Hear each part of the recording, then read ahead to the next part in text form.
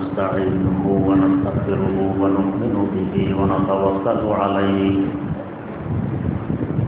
ونعوذ بالله من شرور أنفسنا ومن سيئات أعمالنا من يهده الله فلا مضل له ومن يضلله فلا هادي له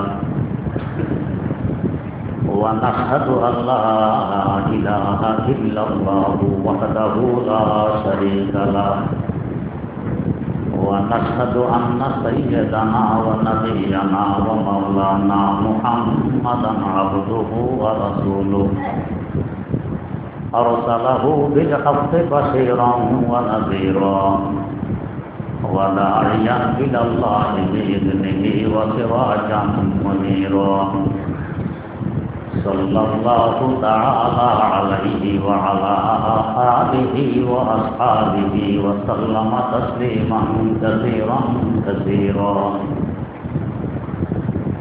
أما بعد فأعوذ بالله من الشيطان الرجيم بسم الله الرحمن الرحيم يا أيها الذين آمنوا إن تتقوا الله يجعل لكم فرقانا ويكفر عنكم سيئاتكم ويغفر لكم والله ذو الفضل العظيم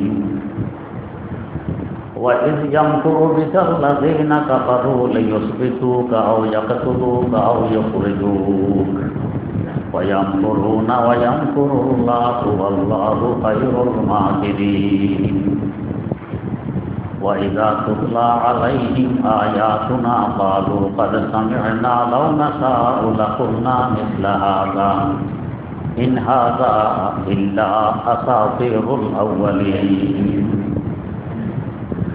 وإذ قالوا اللهم إن كان هذا هو الحق من عندك فأمطر علينا حجارة من السماء أو ائتنا بعذاب أليم وما كان الله ليعذبهم وأنت فيهم وما كان الله معذبهم وهم يستغفرون صدق الله مولانا العظيم সূরা আনফালের 29 নম্বর আয়াত থেকে তেলাওয়াত করা হয়েছে। তেলাওয়াতকৃত আয়াতগুলো সম্পর্কে গত মজলিসে কিছু আলোচনা হয়েছিল। আল্লাহ রাব্বুল আলামিন মুমিনদেরকে লক্ষ্য করে তিনটি পুরস্কারের কথা ঘোষণা করতেছেন। তবে তিনটি পুরস্কার পাওয়ার জন্য একটি শর্ত আরোপ করে দিলেন যে এই শর্তটি যদি তোমরা পূরণ করতে পারো তাহলে তিনটি পুরস্কার পাবে। শর্তটি ইন তাত্তাকুল্লাহ, আল্লাহ রাব্বুল আলামিনের তাকওয়া, পরহেজগারি, তার ভয়, তার মহব্বত আর ভালোবাসা যদি অন্তরে স্থান করে নিতে পারো তাহলে তিনটি পুরস্কারে পুরস্কৃত হবে। তাকওয়া কি? তাকওয়া হলো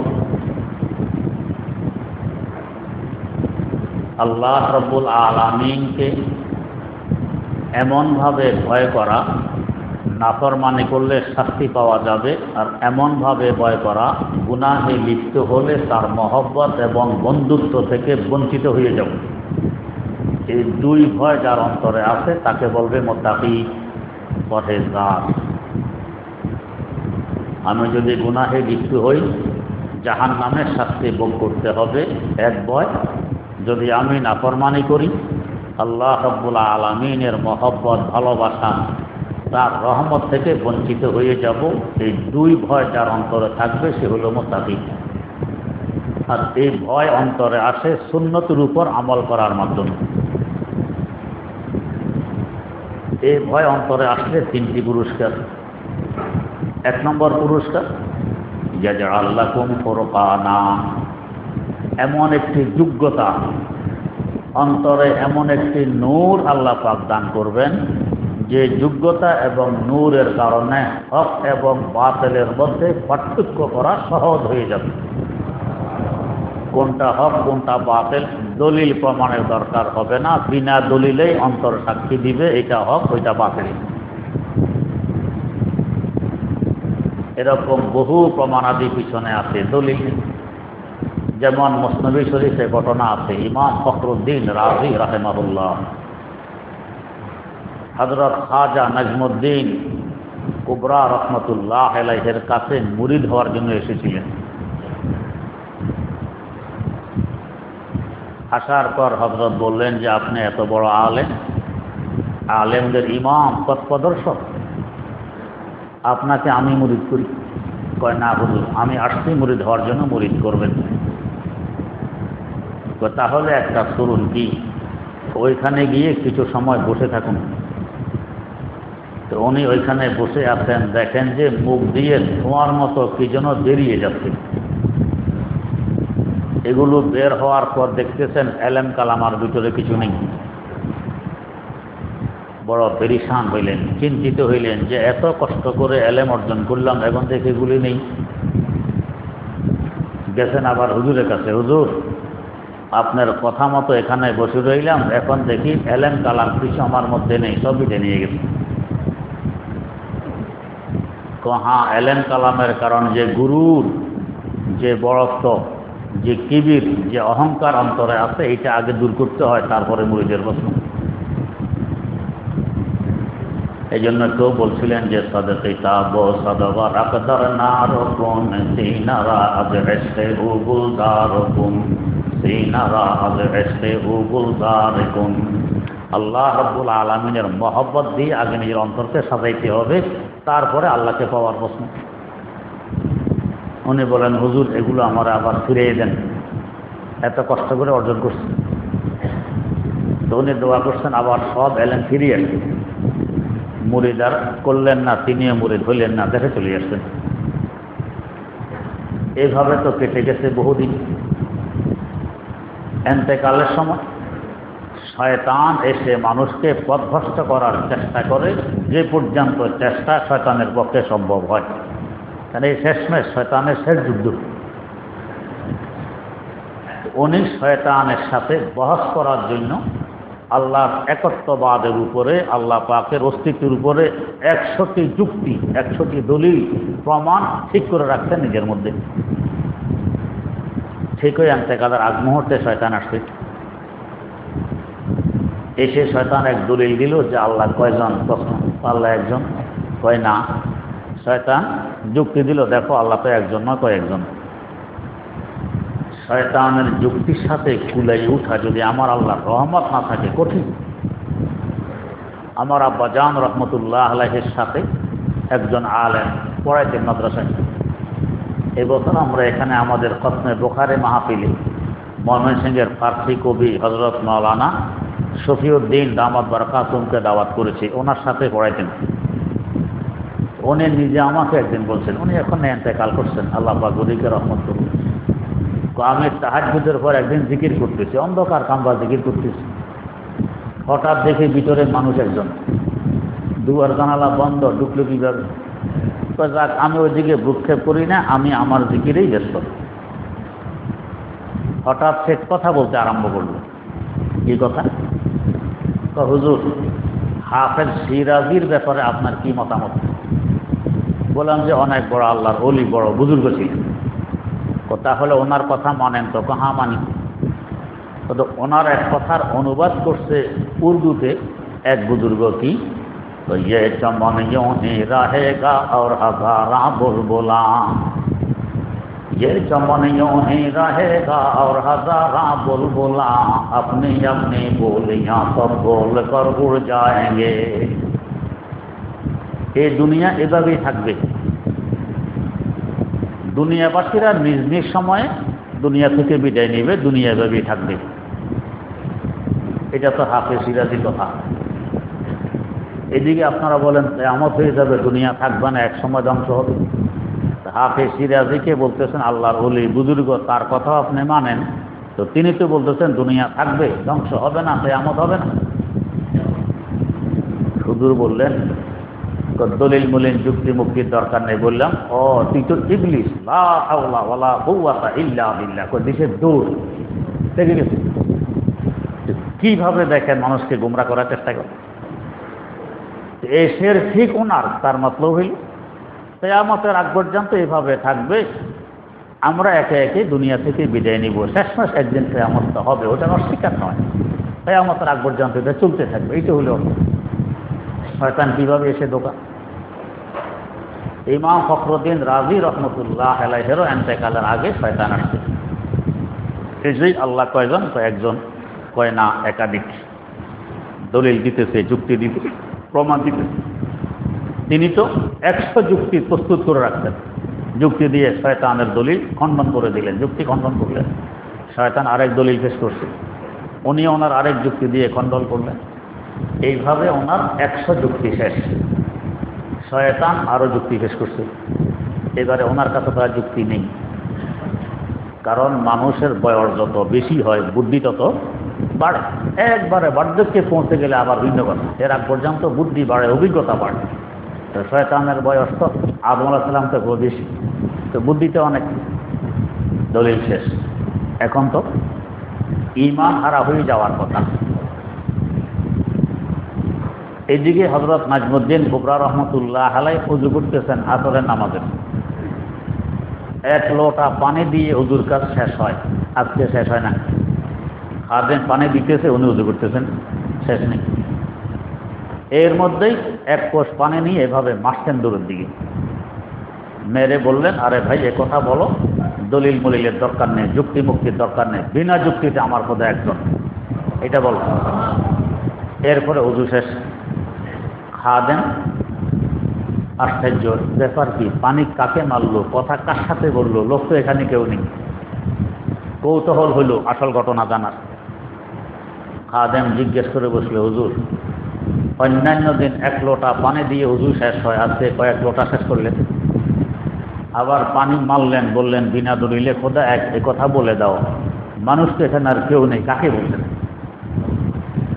জবাব দিলেন, ভাই দেখো, ইমাম ফখরুদ্দিন রাজি আমার দরবারে একদিন আসছিলেন মুরিদ হওয়ার জন্য। যদিও মুরিদ হননি, আসছেন তো। এই আশার লাজ রক্ষার্থে আমি তাকে একটু পরামর্শ দিই। তো উনি কই? উনি ওনার বাড়িতে। পরামর্শ কিসের পরামর্শ? উনি আজ ইন্তেকাল করছেন। উনি 100 যুক্তি ঠিক করে রাখছিলেন শয়তানের মোকাবেলা করার জন্য। 100 যুক্তি শেষ হয়ে গেছে, এখন আর যুক্তি নেই, শয়তানের যুক্তি আরো আছে। এখন ঈমান হারা হয়ে যাওয়ার দশা। তো তাই আমি একটু পানি মেরে বলছি যে আরে যুক্তি তো দরকার নেই, বলো বিনা যুক্তিতে আমার খোদা একজন। আলহামদুলিল্লাহ তিনি একথা বলতে পারছেন, ঈমান নিয়ে দুনিয়া থেকে বিদায় হয়েছেন। এখন খাদেমের আরো কৌতূহল যে দেখবো তার বাড়ি গিয়ে হুজুর কি বলে, সত্য না মিথ্যে। কারণ আজকে তো আল্লাহ মাফ করুক, বুজুর্গি দেখানোর জন্য কত আজগুবি কথাবার্তা। মুরিদের পরীক্ষা করার তো সুযোগ থাকে না, আসলে কি বুজুর্গি না এগুলো বন্ডামি। এরকম এক মুরিদ তার পিসাবকে দাওয়াত দিয়েছে বাড়িতে খানা খাওয়ার। পিসাব তো আসছে সেজে গুজে, রাস্তা থেকে মুরিদের বাড়ি পর্যন্ত ক্ষেতের আইলির উপর দিয়ে আসতে হয়, মোটা রাস্তা নেই, 2 পাশে প্যাক কাদা পানি। তো রাস্তা দাঁড়ায় যায়, পিসা মুরিদকে ডাকে, আসো আমাকে নিয়ে যাও। মুরিদ আসছে, তো এই চিকন আইল দিয়ে আমি যেতে পারবো না, কাঁধে করে নিয়ে যাও।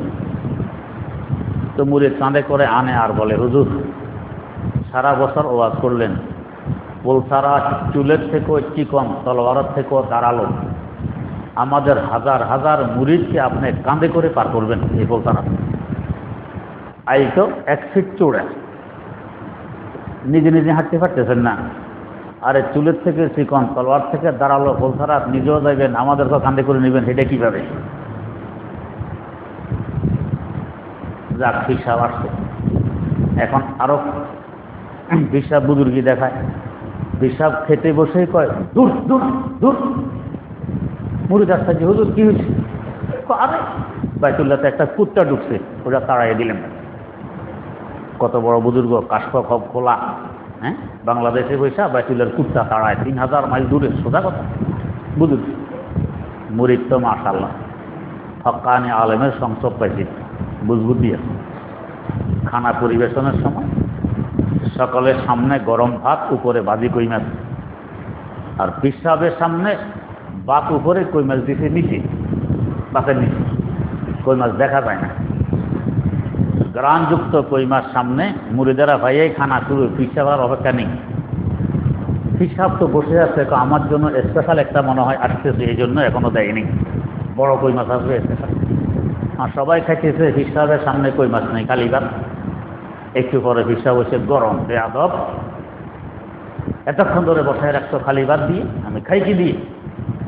সবারই কই মাছ দিছ, আমার কিছু নেই। মুরিদ কয়, হুজুর বাংলাদেশে বলে 3000 মাইল দূরের বাইতুল্লাহর কুকুর দেখেন, এখানে বসে আবার তাড়াইয়াও দেন। আধা ইঞ্চি বাপের দিছে বাজি কই মাছ, গ্রানও নাকে লাগে না। এটা দেখলেন না, এটা দেখেন কেমন? বহিত আল্লাহ দি কাফার ধরা পড়ছে। হিসাবের আসল বুজুর্গ কি বন্ধানি, আল্লাহ মাফ করছে। তো এখন হযরত নাজমুদ্দিন কুবরা রহমতুল্লাহ আলাইহির মুরিদেরও কৌতূহল, হুজুর কি বলতেছে, কোথায় ফখরুদ্দিন রাজির বাড়ি, এখান থেকে কথা বলে ফানিমার। মুরিদ গেছে ওনার বাড়ি, গিয়ে দেখে ঠিকই উনি মারা গেছেন। জিজ্ঞেস করলো, ভাই কি অবস্থায় মারা গেছেন? তো সকাল থেকে দেখি কার সাথে শুধু কথা বলে, আমরা লোক দেখি না, কিন্তু কথা বলতেছে কার সাথে বিকাল পর্যন্ত বলছে। বিকালে আসরের সময় দেখি তার চেহারা থেকে পানি এসে পড়ছে। পানি আসা মাত্রই বললেন, এত যুক্তি মুক্তির দরকার নেই, বিনা যুক্তিতে আমার খোদা একজন। এই কথা বলে তিনি বিদায় নিয়ে গেছেন, ঈমান নিয়ে বিদায় নিয়েছেন। ঘটনা লেখার পর আল্লামা রুমি রহমতুল্লাহ আলাইহি লিখতেছেন, পায়ে ইস্তেদলালি আঁচোं भी बुआत, पाए चों भी सख्त बेसम की बुआत, गर्भ इस्तेदलाल कारे दी बुदे, फखरे राजी राज तारे दी बुदे। আমাদের দিন ইসলাম যুক্তি নির্ভর নয়, কোরআন হাদিস নির্ভর। যদি যুক্তি নির্ভর হইতো ইমাম ফখরুদ্দিন রাজি দিনের বাদশা হইতো, এই বিপদে পড়তেন না। কিন্তু শেষমেশ বিপদ থেকে উদ্ধার হইলেন বিনা যুক্তিতে। এই যুক্তি ছাড়া আমার খোদা একজন। সৈয়দনা আলী মুর্তজা রাদিয়াল্লাহু তাআলা আনহু বলেন, যদি এর দিন যুক্তি নির্ভর হইতো তো মুজার তলা মাথায় করতে হইতো। হুজুর সময় মুজার মাথায় করে কোনখানে? উপরে। তাও কিভাবে? পায়ের সামনে 3 আঙ্গুল রাখো, টান দিয়ে টাকনো পর্যন্ত নিয়ে আসো, মাথায় শেষ, আঙ্গুলের মাথা দিয়ে। যুক্তি নির্ভর হলে মুজার তলা মাথায় করতে হইতো, ময়লা তো তলায় লাগে, তো ময়লা তলায় মাথায় করছি উপরে, এটা যুক্তিসঙ্গত হয়েছে। হ্যাঁ, আবার এ কথাও বলা ঠিক হবে না যে দিন যুক্তির বাইরে। যুক্তির বাইরে নয়, যুক্তির ঊর্ধ্বে। আমার যুক্তিতে না ধরতে পারে আরেকজনের ধরবে, আরেকজন না ধরতে পারে আরেকজনের ধরবে। শেষমেশ আমার আল্লাহ রাব্বুল আলামিনের কাছে যুক্তি আছে, দলিল আছে, আমার কাছে নেই। এক বান্দারি একদিন আমাদের প্রশ্ন করে, হুজুর কি বাতাস বাইর করলেন পিছনের রাস্তা দিয়ে, পায়খানা করলেন ভিতর রাস্তা দিয়ে, এখন আপনারা হাত দন, মুখ দন, মাথা মাথা করেন, পা দন, অজু হয়ে গেছে, ফাঁক হয়ে গেছে, এটা কোনো যুক্তির কথা হইল? এটা কেন?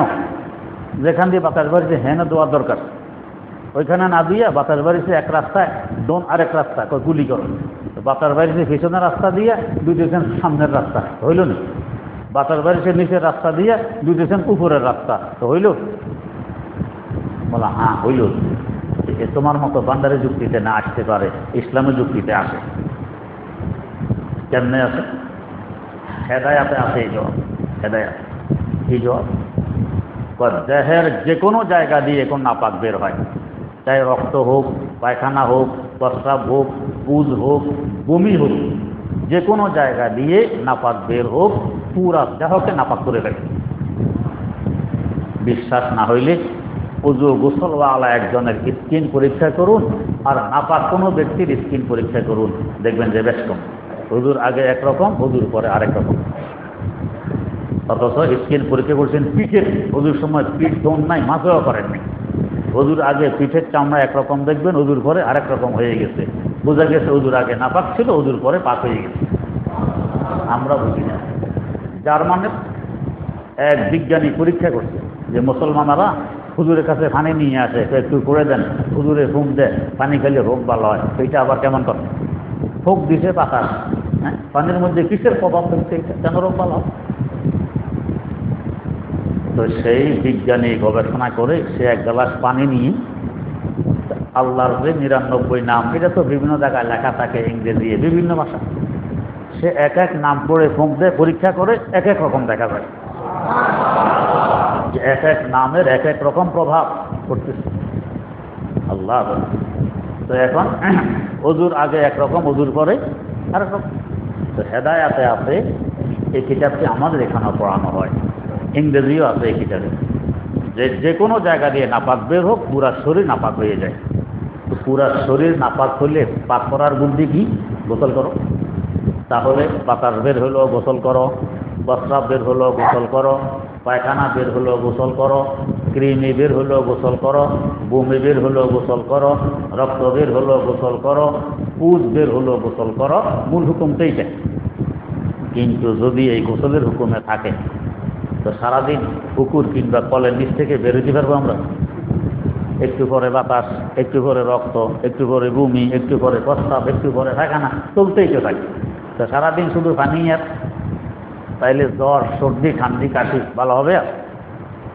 আমার আল্লাহ রহমান রহিম, তো বান্দা নাপাক হয়েছে তোর সারা দেহ, এখন যদি সারা দেহ পাক করার জন্য গোসলেই করতে থাকো, সারাদিন এই কাজেই ব্যস্ত থাকতে হবে, অন্য কোনো কাজ করতে পারবে না। তো বান্দা এই 4টে অঙ্গ দিয়ে নাও, একটা মাসে বাকি 3টা দৌড়, এই 4 অঙ্গের বরকতে আমি খোদা তোমার পুরা দেহকে পাক করে দিব। এই জন্য 4 অঙ্গ দিতে হয়, পুরা শরীর ধোয়া লাগে না, এটা দিলেই পুরা দেহ পাক হয়। 2 নম্বর যুক্তি, অন্যায় যার সাজা তার। অন্যায় করছি আমি, সাজা দিবেন আরেক ব্যক্তিকে? এটা কোনোদিন হয় না। অন্যায় যার সাজা হয় তার। আমার ভিতরের নাপাক, চাই পায়খানা সুরতে হোক, চাই প্রস্রাবের আকৃতিতে হোক, চাই রক্তের আকারে হোক, চাই পুজের মতো হোক, যেভাবে হোক, এই নাপাকগুলো তৈরি হচ্ছে আমার খাবার থেকে, নাকি আমার রক্ত খাবার থেকে, পায়খানা খাবার থেকে, প্রস্রাব খাবার থেকে, বমি খাবার থেকে, পুজ খাবার থেকে, এগুলো সব প্রস্তুত হয়েছে খাবার থেকে। এই খাবারটা ভিতরে ঢুকাইল কে? খাবার ঢুকাইছে পায়ে হেঁটে গিয়ে সংগ্রহ করছে, খাবার ঢুকাইছে হাতে প্রস্তুত করা লোকমা মুখে দিছে, খাবার ঢুকাইছে ব্রেনে চিন্তা করছে কিভাবে খাবারটা প্রস্তুত করে মুখে দিতে হবে, খাবার ঢুকাইছে চোখে দেখছে, নাকে শুনছে, মুখে চাবাইছে, ভিতরে ঢুকেছে। তাহলে খাবারটা ভিতরে ঢুকানোর পিছনে কাজ করছে হাত, কাজ করছে পা, কাজ করছে মাথা, কাজ করছে মুখ, এগুলো কাজ করছে।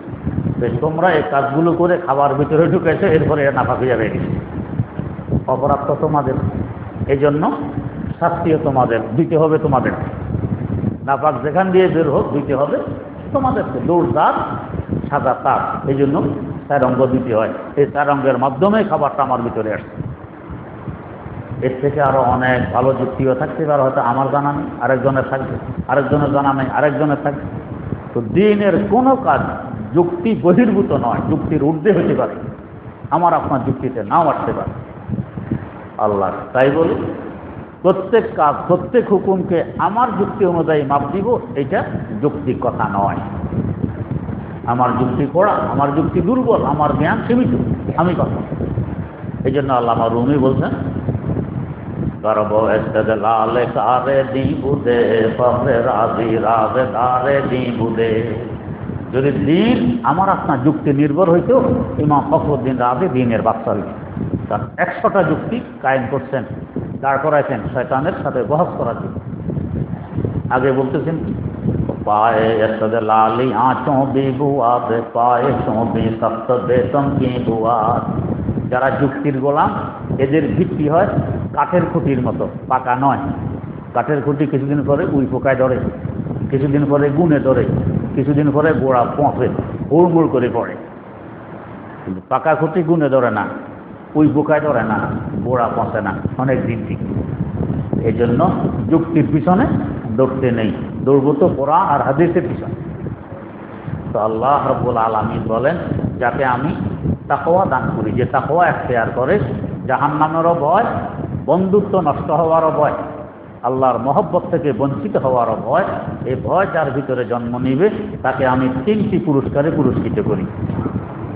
এক নম্বর, ইয়াজআল লাকুম ফুরকানা, এমন এক নূর তার অন্তরে দান করি, এমন এক যোগ্যতা তাকে দান করি, হক কোনটা বাতিল কোনটা সে দেখেই বলতে পারে, যুক্তিতে দরুক আর না দরুক। যুক্তি লাগবে না, বিনা যুক্তিতে বলবে এটা হক এটা বাতিল, তার অন্তর সাক্ষী দিবে। আমি তার অন্তরকে এমন যোগ্য বানাই দিই। কত বড় পুরস্কার চিন্তা করুন।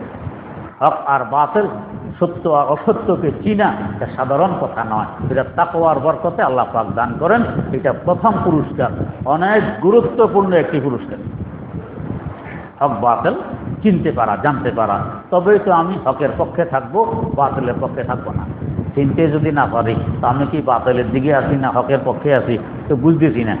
না বুঝার কারণে হয়তো বাতিলকে হক মনে করে বাতিলের সহযোগিতা করতেছি।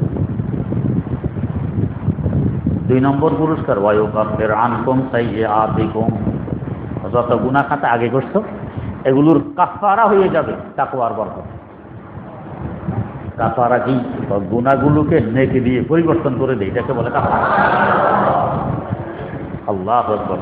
হাদিস শরীফে আছে, ইন্নাল্লাহা জামিলুন ওয়া ইউহিব্বুল জামাল, আমার আল্লাহ অতীব সুন্দর, তিনি সুন্দরকে পছন্দ করেন।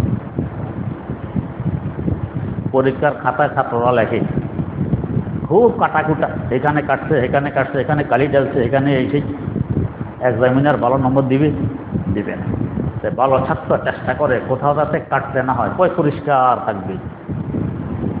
জবাব দুর্বল হইলেও পরিষ্কারের কারণে এক্সামিনার মন খুশি হয়, নম্বর বেশি দেয়। সুন্দরকে সকলেই পছন্দ করে, আমার আল্লাহ পছন্দ করে। এখন আমার আমল নামা তো লিখতেছেন ফেরেশতারা, কিছু নেকি লিখছে, এরপরে আবার গুনাহ, আবার নেকি, আবার গুনাহ, এই সেই কত কিছু লেখা। এখন আমার তাকওয়ার বরকতে আল্লাহ পাক গুনাহগুলো যদি কেটে দেন, এখন দেখতে কত বিশ্রী না, কাটলে তো বড় বিশ্রী। তাহলে এখন কাটা যাবো না, কি করো, মিটাইয়ে দাও। তো মিটাই দিলে একটু জায়গা লেখা, একটু সাদা, আবার লেখা, আবার সাদা। কোনো পরীক্ষার্থী যদি খাতার মধ্যে লেখে আধা লাইন লিখছে, এরপরে আধা লাইন সাদা, এরপরে লাইনের মধ্যখানে সাদা, একটু পর লেখা, তো কেমন লাগবে? তো এটা তো বড় দেখাপ্পা, দেখতে অসুন্দর দেখায়। আমার আল্লাহ বলেন, ঠিক আছে, গুনাহ মিটাই তো, সাদা জায়গা থাকবে না, সাদা জায়গায় নেকি লিখে দাও। কত দয়া থাকে। কাজ বুঝায়া বিচুনি বাজারেরা, কে বয়ে গোলমি করি গুলজারেরা, কে বয়ে গোলমি করি গুলজারেরা। এমন মার্কেট আর বাজার কোথায় পাওয়া যাবে যে একটি ফুলের বিনিময়ে পুরো বাগান ক্রয় করা যায়? একটু তাকওয়া অর্জন করলাম, সুন্নতের পাবন্দি করে আল্লাহ রাব্বুল আলামিন আমাকে হক না হক বুঝার যোগ্যতা দান করছেন এবং তার পাশাপাশি গুনাহগুলোকে নেকি দিয়ে পরিবর্তন করে দিয়েছেন। কত আসান, কত সহজ। 3 নম্বর পুরস্কার, ওয়ায়াগফির লাকুম, তোমার গুনাহ খাতা যা আছে আল্লাহ পাক ক্ষমা করে দিবেন। এই 3 পুরস্কার, এটা তো মনে হয় যেন সীমিত। আমার আল্লাহর দয়া সীমিত না অসীম? অসীম। তিনার দয়া তো সসীম নয়, অসীম। এখন সীমিত মনে হয়। আগে আল্লাহ পাক বলেছেন, আল্লাহু যুল ফাযলিল আযীম, তো তোমাদের আল্লাহ অনেক বড় মেহেরবান। তার মানে এরপরও আরো কি কি প্রয়োজন আছে আমি আল্লাহ বেহিসাব প্রয়োজনগুলো মিটাই দিব। কিসের বরকতে? তাকওয়ার বরকতে। শাস্তির ভয়, মহব্বত কেটে যাওয়ার, মহব্বত চলে যাওয়ার ভয়, এই 2 ভয় যদি অন্তরে আনতে পারো এই পুরস্কারগুলো পাবে। ওয়াইদ ইয়ামকুরু বিকাল্লাযীনা কাফারু লিয়ুসবিতুকা আও ইয়াকতুলুকা আও ইউখরিজুক ওয়া ইয়ামকুরুনা ওয়া ইয়ামকুরুল্লাহু ওয়াল্লাহু খায়রুল মাকিরিন। কিভাবে আল্লাহ পুরস্কৃত করেন মুমিনদেরকে, সামনে একটা উপমা দিতেছেন। আল্লাহর নবী সাল্লাল্লাহু আলাইহি ওয়াসাল্লামকে আরবের লোকেরা মাথায় তুলে হাঁটছে, as-সাদিকুল আমিন উপাধিতে ভূষিত করছে। আপনি আমানতদার, আপনি সত্যবাদী। শ্রদ্ধা ভক্তার ভক্তির কোনো কমতি নেই, মনে হয় যেন একেবারে আলালের ঘরের দুলাল, এইভাবে হুজুরকে শ্রদ্ধা ভক্তি করছে, মাথায় নিয়ে আসছে। যখন হকের দাওয়াত আরম্ভ করছে, হকের দাওয়াত আরম্ভ করলে গায়ে আগুন জ্বলে। বস এখন বিরুদ্ধাচারণ শুরু। বিরুদ্ধাচারণ তো বিরুদ্ধাচারণ, শেষমে রক্তের পিপাসু, একে আর বাঁচতে দেওয়া যাবে না। বিশেষ করে যখন মদিনায় মুনাওয়ারায় ইসলামের আলো ছড়িয়ে পড়ল, বায়াতে আকাবা, শয়তানকে কঙ্কর মারতে যাইতে মক্কা শরীফ থেকে যাওয়ার সময় প্রথম যে শয়তান পড়ে, মিনার দিকে যাওয়ার সময় প্রথম যে শয়তান পড়ে, তার বাম দিকে দেখবেন একখানা মসজিদ আছে হলুদ রঙের। এই মসজিদটা স্মৃতি বহন করে আছে দুইটা বয়াতের। রাসূল আকরাম সাল্লাল্লাহু আলাইহি ওয়াসাল্লাম এখানে মদিনাবাসীকে বয়াত করাছেন, ইসলাম গ্রহণ করাইছেন। এই জায়গায় চতুর্দিক ছিল পাহাড়ের বেষ্টনী, স্টেডিয়ামের গ্যালারির ন্যায়। চতুর্দিকে পাহাড় যেন গ্যালারি, আর নিচে সমতল ভূমি। সমতল ভূমিকে আরবিতে বলে আকাবা। অন্ধকার রাতে এখানে হুজুর আলোচনা করছেন মদিনা থেকে যারা আসছিল হজ করতে তাদের সাথে। ছিল তো মুশরিক কাফের, কাফেররা নিয়ে আবার টের পায়। ঢুকার একটা মাত্র রাস্তা ছিল, এই রাস্তায় পাহারাদার হিসেবে বসায় রাখতেন হুজুরের চাচা হযরত আব্বাস রাদিয়াল্লাহু তাআলা আনহু। তিনি তখনও কিন্তু ইসলাম গ্রহণ করেন, ভাতিজাকে খুব মহব্বত করেন, ভালোবাসেন। তিনি পাহারাদার হুজুর ভিতর। প্রথমবারে 12 জন, দ্বিতীয়বারে 70 থেকে 72 জন ইসলাম গ্রহণ করছে। এখন মদিনা ইসলামের আলো ছড়িয়ে পড়তেছে, সংবাদ আসছে মক্কায়। এরা কয় সর্বনাশ, এতদিন তো জামালা শুধু এখানে ছিল, এখনো জামালা মদিনায় পৌঁছছে। সেইখানে আস্তে আস্তে আস্তে আস্তে মুহাম্মদের দল ভারী হবে, এরা এসে আক্রমণ করবে, মক্কা দখল করে নেবে। তো আগেই এই সমস্যা নিরসনের দরকার। এটার জন্য হারম শরীফ এখন যেখানে বাইতুল্লাহর কাছাকাছি জায়গায় একটা কামরা ছিল, এটাকে বলা হয়তো দারুন নদওয়া ক্লাব। এই ক্লাবে বসে পরামর্শ শুরু করছে বিশেষ বিশেষ কয়েকজন নেতা। জনসাধারণের ঢুকা নিষেধ, রুদ্ধদ্বার মিটিং, দুয়ার বন্ধ, সব কিছু বন্ধ, ভিতরে মিটিং। হঠাৎ দেখা গেল দরজা খটখট করে, রুদ্ধদ্বার পরামর্শ সভা, আবার দরজা খটখট করে কে খুলে দেখেছে একবারে মুরব্বী কিসিমের একজন, হাতে লাডিমাডি, দেখতে বড় শ্রদ্ধা ভক্তি লাগে। আপনি কে, কি চান? আনা শাইখুন নজদিয়্যুন, আমি নজদের একজন মুরব্বী। এখানে কি? তো যেভাবে হোক আমি জানতে পারছি মুহাম্মদকে নিয়ে আপনারা এখানে পরামর্শ করতেছেন। যেহেতু আপনারা আমার স্বজাতি, আমি আপনাদের একজন, আপনারাও আমার, আমিও আপনাদের। আমাকে যদি এই মিটিংয়ে শরীক থাকতে দেন, ভালো পরামর্শ তো দিতে পারি। এরা দেখে যে কোথায় হলো নজদ, এখান থেকে 1200 কিলোমিটার দূর। মক্কায়ে মুকাররমা থেকে নজদ হলো 1200 কিলোমিটার দূর। এই বেচারা খোঁজ পাইল কেমনি? নিশ্চয়ই ব্যতিক্রম ধর্মী কিছু একটা হবে। ঠিক আছে, আসেন। আসলে সে ছিল ইবলিস, শয়তান। ভিতরে জায়গা দিল। আবু জাহালের নেতৃত্বে, তার সভাপতিত্বে পরামর্শ সভা আরম্ভ হয়। মুহাম্মদকে কি করা যায়? একজন পরামর্শ দিল, ফায়ার শিকল লাগাও, ঘরের ভিতরে ঢুকে দুয়ার জানালা বন্ধ করে রাখো, শিকলের মধ্যে আবদ্ধ। এখানে এসে না খাইয়া একসময় উহুবার থেকে মরবে। এখন এই নজদের মুরব্বী কয়, না, পরামর্শ ঠিক হয়নি। কেন? এই সংবাদ তো লুকিয়ে থাকবে না, চতুর্দিকে ছড়িয়ে পড়বে, মানুষ খারাপ মনে করবে। যারা কেমন জাহেল, কেমন নিষ্ঠুর, একটা লোকের খাওয়া দাওয়া বন্ধ করে ঘরের ভিতরে শিকল বাঁধে দিয়ে দিচ্ছে, পরে মানুষ ফিরতে হবে তোমাদের উপরে, তোমরা কুলিতে পারবে না। মুহাম্মদের সাথে সঙ্গীরা মদিনায় আছে, দলবল বাড়ি করে আক্রমণ করবে, ওকে ছুটাই নিয়ে যাবে। তাইলে এই পরামর্শ বাদ। আরেকজন, দেশ থেকে বের করে দাও, এখানে থাকতে দিব না, তাহলে আমরা জামালা মুক্ত। নজদের মুরব্বী কয়, এটাও ঠিক হয় নাই। কেন? তো যেখানে বের করবো এখানে এসে দলবল ফাঁকাবে, দলবল ফাঁকাইয়া আবার আক্রমণ করে মক্কা নিয়ে যাবে, তোমরা কিছুই করতে পারবে না।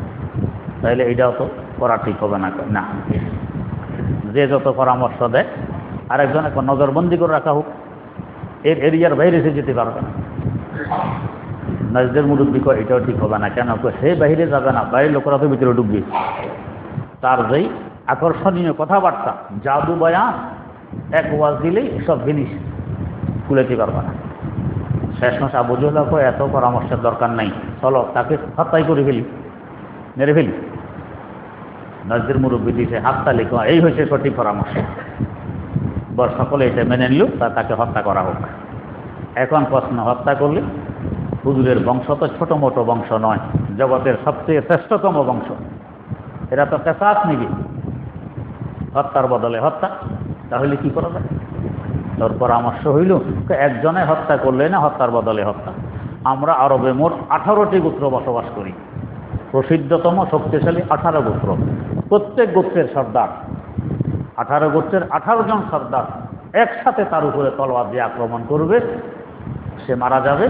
18 জন থেকে সে হত্যার বিচার হত্যা করে নিবে তার বংশীয় লোকেরা সম্ভব নয়। 18 গোত্রের সাথে তারা এক গোত্র কুলাইতে পারবে না, বেশির থেকে বেশি তখন দাবি করবে ঠিক আছে দিয়ত দাও, খুবাহা যাকে বলে দিয়ত দাও, আমরা সকলে চাঁদামাদা করে পয়সা দিয়ে দিব, জামালা শেষ।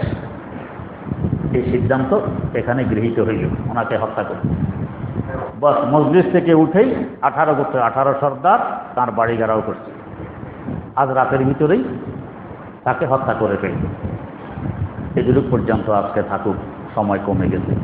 আল্লাহ রাব্বুল আলামিন তৌফিক দিলে আগামী জুমা ইনশাআল্লাহ বাকি বয়ান হবে, বড় গুরুত্বপূর্ণ বয়ান। আল্লাহ পাক বুঝার তৌফিক দিন।